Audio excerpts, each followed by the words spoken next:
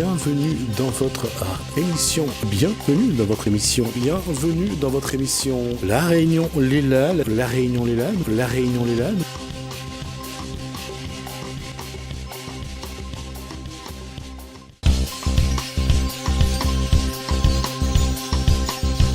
On reçoit cette fois-ci Éric Marcelli, vice-président du CSAPR, et Jean-François Maillet, le président du CSAPR. Bonsoir messieurs, on va parler de RSI, je crois. C'est ça ou pas? RSI. Oh voilà, finalement. Et on fait ça dans Causement Réunionnais.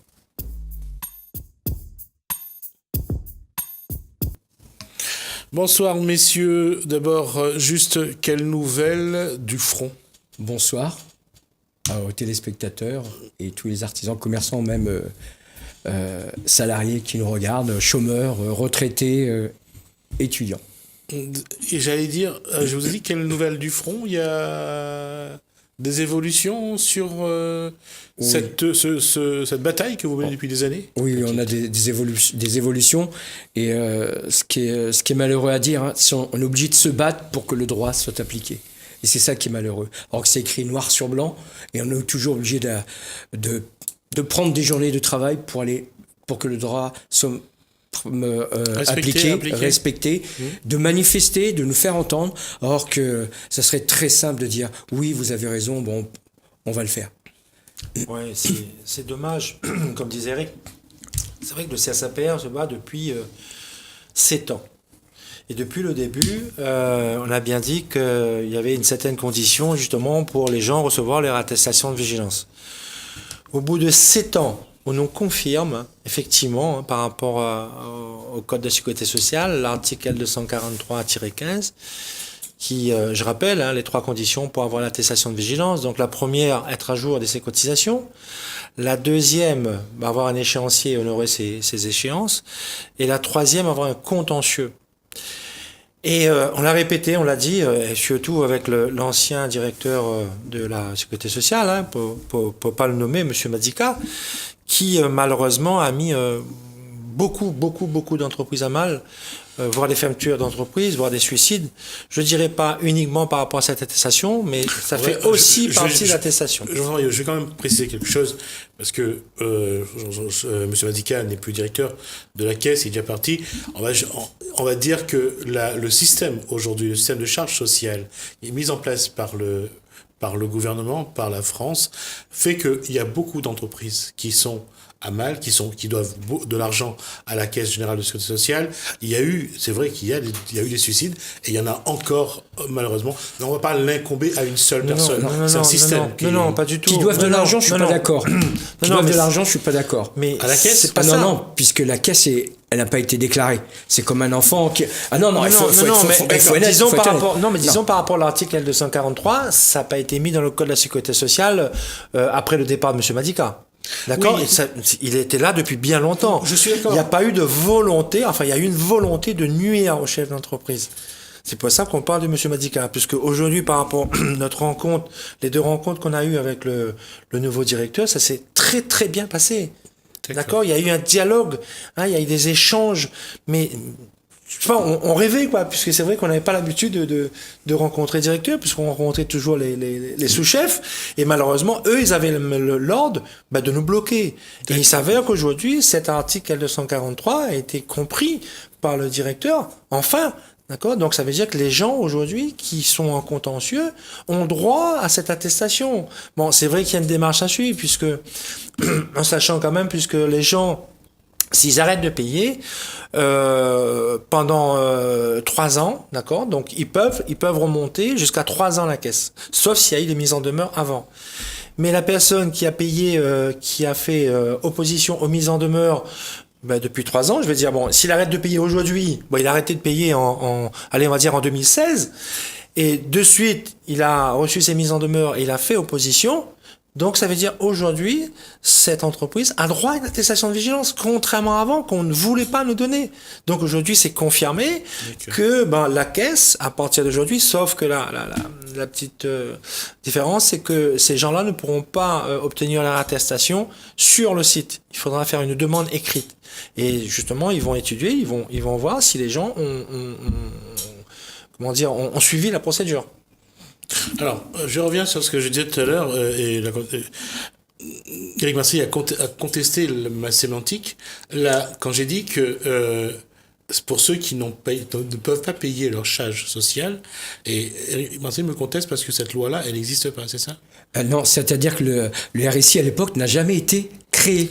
Il n'y a jamais eu officiellement. Dans les textes, pour vous, elle n'existe pas. Oui, c'est comme un enfant. Oui. Un enfant qui naît, on va le déclarer à l'état civil. Mais si l'enfant n'est pas déclaré à l'état civil, eh ben, il est connu de partout. Il est connu de nulle part. Et ça a été la même chose pour le RSI. Et comme le SSI a repris le RSI, il a pris le RSI avec l'actif et le passif. Et comme le SSI, tout comme la caisse de la CGSS, ce sont des entreprises de droit privé, ils doivent rester. C'est confirmé d'ailleurs par la caisse. Hein. Voilà, c'est confirmé. Ce sont de droit privé. De droit privé. Donc, ils doivent respecter le code du travail. Ils doivent avoir un numéro de tirette qu'ils n'ont pas. Donc, à ce moment-là, ils font du travail au noir. Ils emploient du monde au noir. On va jusqu'au bout. C'est comme il y a 2 ans de ça, le ministère de l'Intérieur qui avait employé 48 000 personnes au noir. Et c'est passé à l'as. Un chef d'entreprise aujourd'hui qui embauche des personnes qu'il ne déclare pas, qu'est-ce qu'il a? La prison.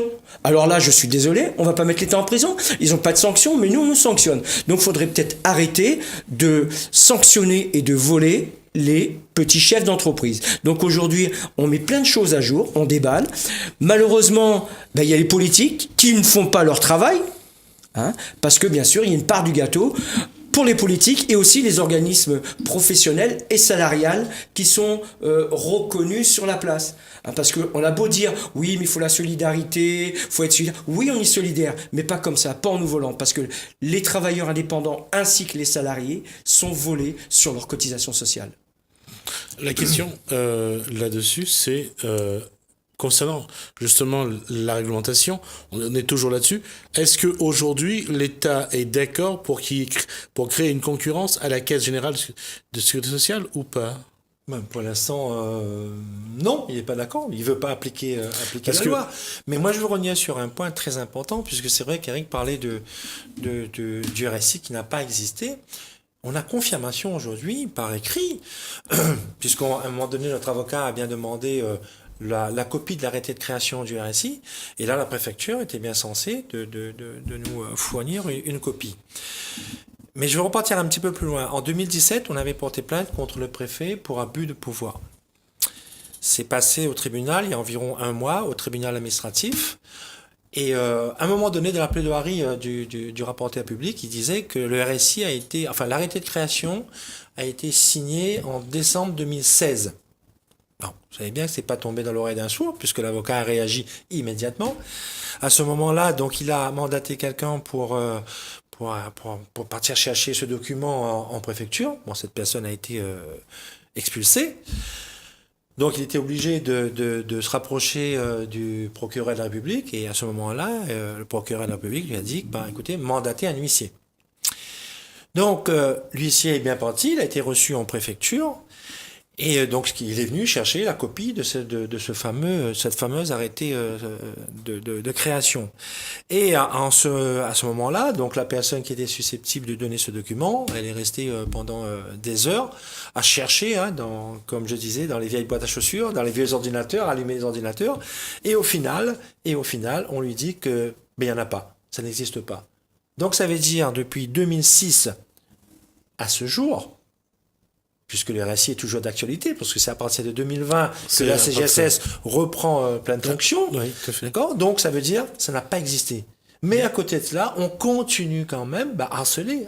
C'est de l'harcèlement, les chefs d'entreprise. Mais il n'y a pas un problème. Est-ce qu'il y a vraiment une justice aujourd'hui pour dire, effectivement, il n'y a pas, cet arrêté de création n'a pas été publié. Écoutez, oui, il n'y a pas lieu d'avoir des poursuites aujourd'hui. Mais malheureusement, on continue. Et c'est là qu'on déplore cette mauvaise foi. Bon, c'est vrai que c'est devenu plus politique que judiciaire, mais il y a un problème, quoi. Là, on a du mal à comprendre. Parce que, comme disait Eric tout à l'heure, nous, si on vient nous contrôler, nous, on est capable de sortir un cabis, même peut-être s'il n'est pas un jour, de sortir un cabis, mais de justifier qu'on travaille légalement. Mais eux, non. Jusqu'au jour, aujourd'hui, je pense que si ça a été fait, ça a dû être fait la semaine dernière, la semaine dernière, ou peut-être début de cette semaine, ou peut-être aujourd'hui, l'immatriculation en préfecture. Il n'y a D'accord. pas un problème? Finalement, quelque part, c'est qu'il y a un système qui est hors la loi, entre guillemets, hors la loi dans le sens où il n'existe pas, Oui, tout et à fait. ce système vous impose de respecter la loi. Exactement. C'est le Exactement. paradoxe. Ben, bien sûr, ben, je prends un exemple. Comme pour l'article, on nous dit, voilà, l'article, j'ai plus en tête l'article du Code de la Sécurité sociale qui dit que vous avez l'obligation d'être affilié à la Sécurité sociale. Sauf qu'ils ne disent pas, c'est d'être affilié à une Sécurité sociale. Et ils nous disaient ça, et ensuite, moi j'ai rappelé, puisqu'il y a aussi l'article L243 justement qui permet aux gens d'avoir cette attestation. Pourquoi vous ne mettez pas en application? Puisque c'est le même article du Code de la Sécurité sociale. Vous voyez, bon, enfin, on a eu quand même gain de cause là-dessus, puisqu'on va peut-être recevoir nos attestations. On a déposé 34 demandes, on en aura normalement cette semaine. Donc voilà, il y en aura d'autres, puisque les gens ont droit, les gens ont besoin de travailler. Voilà, donc on attend, on verra la semaine prochaine. Pour certaines personnes, si c'est oui, pour certaines personnes, si c'est non, et bien sûr motivé. Et pendant ce temps, depuis le combat du CSAPR, il y a eu des entreprises qui ont fermé, qui ont été liquidées, des chefs d'entreprise qui se sont suicidés, des familles qui ont été détruites à cause de cette sécurité sociale. Hein. Et jusqu'à ce jour, je crois que dans ma branche à moi, qui est l'auto-école, depuis le début de l'année, il y a au moins une cinquantaine d'auto-écoles qui ont fermé. Oui. C'est énorme. C'est énorme. À La Réunion? À La Réunion, entre novembre, l'année dernière et à ce jour, il y a au moins 50 auto-écoles qui ont fermé. Hein. Tout simplement à cause des charges sociales. Il faut savoir que nos charges sociales représentent quand même 70% environ du chiffre d'affaires d'une entreprise. Hein. Sans compter les impôts qui arrivent derrière. D'accord. Alors, quelle va être aujourd'hui, quelle est votre attitude? D'abord, à quelle étape de votre bataille êtes-vous aujourd'hui et quelle va être la suite? Tu vois, la suite. Non, d'abord, à quelle étape? Aujourd'hui, aujourd'hui, l'étape, c'est nous demandons aux chefs d'entreprise qui veulent avoir leur attestation de contacter le CSAPR. Parce qu'il y a une démarche à suivre. On ne peut pas le faire tout seul. Tout seul, on va se faire bouler. Donc aujourd'hui, contactez le CSAPR. On vous donnera les conditions, la procédure à suivre pour obtenir cette attestation. Ensuite, ce qui... Mais peut-être juste pour comploter, bon, les artisans, mais les commerçants, mais les professions libérales aussi, puisque c'est exactement pareil. Hein. Le Code de la Sécurité sociale, cet article, c'est pour tout le monde. Hein. C'est pas uniquement pour l'artisan et le commerçant. Surtout que toutes les professions vont être amenées à la caisse de la sécurité sociale. Oui. Que ce soit infirmier, kiné et tout ça, on va être tous gérés par la même caisse. Alors comme c'est déjà le bordel...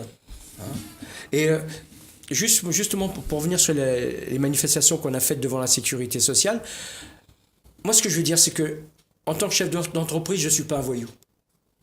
Et à chaque fois qu'on est venu devant la sécu, ils ont empêché la population d'aller retirer un document. Ils ont fermé les grilles en disant que c'était dangereux pour eux. Alors que nous, on avait tout simplement manifesté pacifiquement, rencontré le directeur. Et la population était prise en otage par cette caisse de sécurité sociale. Pendant toute une matinée, des gens venaient de loin pour retirer un document. Alors ça, c'est pas de la faute du CSAPR, c'est les responsables de la sécurité sociale qui nous prennent pour des voyous, alors qu'on n'est pas des voyous. Donc ils ont préféré mettre la population en étage pour éviter qu'ils retirent un document. Voilà, on parlait d'étapes. Bon, c'est vrai que on a franchi quelques étapes. Bon, après, on a des procédures à différentes juridictions, hein, sur le TGI ou la cour d'appel, ou même des dossiers en cassation. Donc, on attend pour voir le résultat. Aujourd'hui, on a gagné. On a gagné déjà par rapport à cette fameuse attestation, parce que ça fait 7 ans. On ne voulait pas nous donner. On était obligé de faire un référé je crois que c'était en 2016. Ouais. Donc, on a eu gain de cause. Bon, ils ont fait appel. Mais l'article L243 est toujours là. Donc, cette étape est passée. Maintenant, oui, mais il y a d'autres étapes. C'est-à-dire qu'aujourd'hui, ce sacré monopole de la sécurité sociale, on continue. Le combat ne s'arrête pas juste à l'attestation de vigilance. On va peut-être pas le dire aujourd'hui ce qu'on fera, mais on continue le combat. On montera d'un étage ce qu'on a commencé depuis 7 ans. On va pas s'arrêter à là, puisque c'est exactement la même chose. Même si le SSI sera de plein droit en 2018, c'est pas parce que en 2020, pardon, c'est pas parce que c'est la sécurité sociale qu'ils ont le droit de tout faire, parce qu'on a bien vu, les lois sont bafouées. Donc nous, le combat continue. Oui. Terminé. Non, comme dit que Jean-François, les lois sont bafouées. On a bien vu avec la crise des Gilets jaunes, on va dire Gilets jaunes, la crise des Gilets jaunes, c'est une crise qu'il y a eu nationale, on va dire, depuis le mois de novembre. On a déballé et puis on a mis à jour les dysfonctionnements de la France. D'accord ? Et malgré tout ça, on continue, on veut chercher à nous endormir de manière à ce qu'on arrête. Ce qui veut dire que depuis le 17 novembre, rien n'a changé. Ce qui veut dire rien n'a changé. Il y a toujours les taxes qui n'arrêtent pas d'augmenter. On le voit bien, le carburant a augmenté le 1er juin. Hein. Il y a toujours des taxes. Les grandes surfaces font toujours autant de bénéfices, voire beaucoup plus. D'accord ? Et les petites entreprises souffrent toujours, que ce soit dans le bâtiment ou ailleurs. Les grosses entreprises, qu'on pourrait dire celles qui sont au CAC 40 font toujours des profits. Hein? Donc, le monopole de nos fournisseurs aussi sur le matériau de construction, on est toujours au même stade. Il y a une enquête en cours depuis l'année dernière, mais il n'y a rien. Rien n'est fait, c'est politiquement maintenant qu'il faut qu'on gagne la bataille. Alors justement, que ce soit sur la bataille menée par le CSAPR, que ce soit sur les Gilets jaunes, les politiques ont quelque peu disparu de la scène politique, y compris les politiques de La Réunion, surtout pendant ces européennes. On a l'impression quand même que plus ça va et moins ils sont au fait des choses, ou alors ils se préparent seulement pour le municipal. Je me demande si on a vraiment des politiques encore à La Réunion.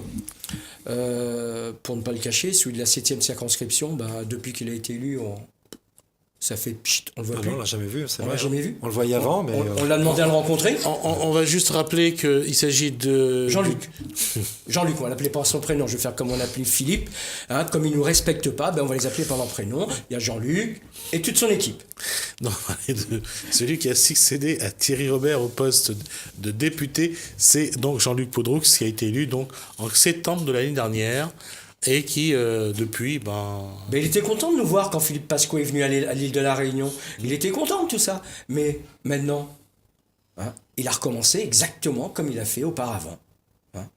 C'est-à-dire ? On ne le voit pas. D'accord. Mais de toute façon, d'une manière générale, est-ce que les politiques aujourd'hui de la Réunion, est-ce que vous avez l'impression que, pour vous, chef d'entreprise, est-ce qu'ils travaillent pour vous ? Honnêtement, on va essayer de rester honnête. Déjà. On va rester honnête. Ils travaillent pour qui ? Non, pas pour nous, pour leur intérêt personnel. Ils n'ont jamais fait un travail collectif, ou sinon, ils vont donner des miettes à la population. On le voit encore dans la presse la semaine dernière, où le maire de Saint-André prépare son fils à la succession. On le voit aussi sur d'autres communes, où les maires préparent leurs enfants à la succession. C'est devenu une caste, c'est réservé à telle personne. Non, la politique, chacun est citoyen. Chaque citoyen doit être concerné ce qui se passe dans leur ville. Hein. On est tous élus dans sa ville. Donc on doit participer à la construction de sa ville. Et là, ils réservent ça à la famille. Pourquoi ? On gagne tant que ça en politique ? Moi, je serais d'accord à ce que leur défraiement soit diminué ou mis dans un pot commun, de manière à ce que ça aide la population quand ils sont en difficulté. C'est une idée que je lance comme ça, mais... Oui, c'était une idée qu'on a entendue aussi pendant le mouvement des Gilets jaunes à La Réunion. On demandait à ce qu'on mette la différence entre le salaire et les émoluments politiques, qu'on les reverse à ceux qui en ont besoin. Mais ils ne sont pas prêts de le faire. Ils ne sont pas prêts de le faire. Le gâteau si vous voulez vraiment travailler pour la population, puisque je pense qu'ils sont quand même au courant, puisque les entreprises en difficulté, pourquoi ils ne viennent pas une journée, d'accord, dans une entreprise, choisir une entreprise ou différents corps de métier pour bien comprendre les difficultés de l'entreprise. Je pense qu'ils ont du temps, puisqu'ils ne font pas grand-chose en mairie. Venir sur le terrain, rencontrer du matin jusqu'au soir, suivre un chef d'entreprise et voir les difficultés, les vraies difficultés d'un chef d'entreprise. Parce que c'est pas en restant dans un bureau et en lisant le journal, on regarde dans la presse, qu'on comprend le problème. Venez sur le terrain. Et encore la presse, quand elle dit juste. Oui. Quand elle dit juste. Parce qu'on sait très bien que certains médias sont financés par les grandes entreprises, par les deniers publics aussi. Je pense que si les journalistes faisaient certains journalistes faisaient vraiment leur travail en respectant leur serment de Munich, hein, ça changerait tout. On dirait c'est plutôt la déontologie de la presse. Oui. Justement là-dessus, je parlais des politiques, mais vous avez également vos chambres consulaires, vous avez vos représentants consulaires. À un moment, quand je parle de politique, c'est tous, hein, tous les élus. Hein. Politique politicienne, politique économique, puisqu'on a bien vu, même les chambres consulaires est devenu, ils font de la politique politicienne maintenant. Donc voilà, donc rien n'a changé. Bien au contraire, on pensait que c'est vrai que à un moment donné, en disant bon bah ils vont partir, ils vont prendre un mandat d'élu à la région, puisque c'est le financeur. Peut-être qu'ils verront mieux la réalité, peut-être qu'ils vont aller chercher, je sais pas, des aides pour les petites entreprises, parce qu'il n'existe pas des aides pour les petites entreprises. Et récemment, on nous a dit, bah écoutez, le fonds FEDER, mais ça ne vous concerne pas. Donc en gros, il n'y a pas d'aide pour les petites entreprises à la région. Bon, c'était dit de la bouche du président. Hein, et là, c'est un peu dommage, mais pourquoi? Puisque c'est vrai, les petites entreprises ne sont pas structurées pour pouvoir répondre, remplir un dossier, puisque c'est assez complexe. Mais on en a quand même 2 présidents de chambres consulaires à la région, et qui ne sont pas capables de mettre un service pour accompagner justement ces petites entreprises, PME, TPE, à remplir ces dossiers. Non, ben non. Donc il faut rien. Voilà, ils pensent qu'à eux, hein, à leur avenir politique, à leur carrière politique, quoi, tout simplement. Et puis il y a aussi le fait que pour remplir un dossier, c'est pas évident. Les grandes entreprises, c'est vrai qu'elles sont structurées, mais nous, au CSAPR, on structure de manière à aider les petites entreprises. Mais comme on est tellement nombreux, on ouvre une entreprise comme si il pleuvait ou il allait faire beau, et on ne se renseigne pas assez. Donc la plupart des chefs d'entreprise restent dans l'ignorance. Et le fait de rester dans l'ignorance, ça nous coûte très cher. Hein. C'est comme partout, on reste dans l'ignorance au niveau des taxes qui nous abusent, on reste dans l'ignorance au niveau des impôts, on reste dans l'ignorance au niveau des frais bancaires. Hein. Donc il y a tout un travail qu'on doit faire. Vous avez parlé tout à l'heure d'organisation, on a mis des tentacules, on a mis une pieuvre contre nous, et on doit regarder dans chaque bras de la pieuvre quel est le problème. Et c'est pas évident. C'est vrai que souvent les gens ont tendance à revenir, disent bon, je travaille bien, bon, que ce soit bon, moi j'ai eu l'occasion de voir ça, quoi. Je faisais partie d'une commission d'attribution de prêts. Ben les gens, ben voilà, ils cuisinent bien, donc ils ont décidé d'ouvrir un restaurant. Ben il fait bien de la maçonnerie, il monte bien les pierres, il construit bien de maisons, mais il a décidé de se mettre à son compte pour machin.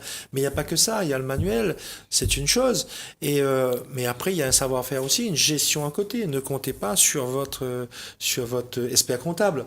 Lui, il est là pour faire de la comptabilité. Pas pour gérer.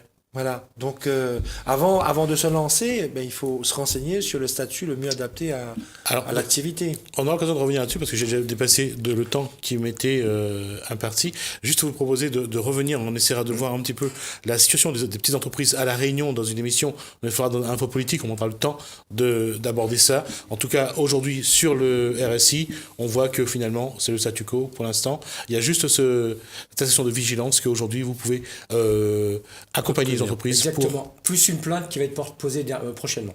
D'accord. Merci à vous. Merci. À Eric Marseille, donc vice-président de CSAPR, et merci au président Jean-François Maillot, donc du CSAPR.